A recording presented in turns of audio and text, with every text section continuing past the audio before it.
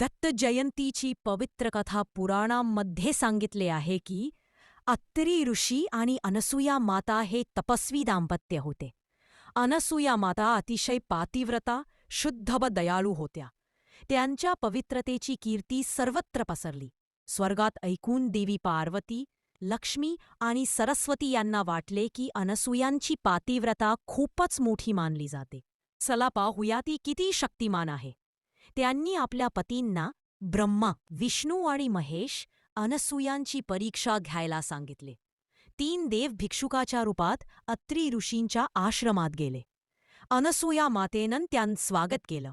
पण देव म्हणले, आम्हाला भिक्षा द्या, पण अट अशी की भिक्षा नग्न अवस्थेत द्यायची आहे.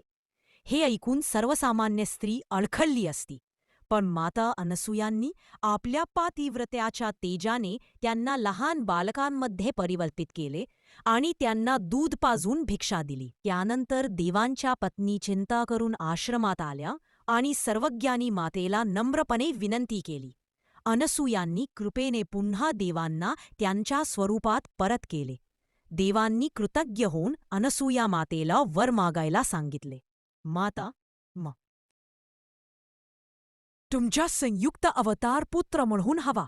तेव्हा त्रिमूर्तींनी एकत्रित स्वरूपात अवतार घेतला. तोच भगवान दत्तात्रेय.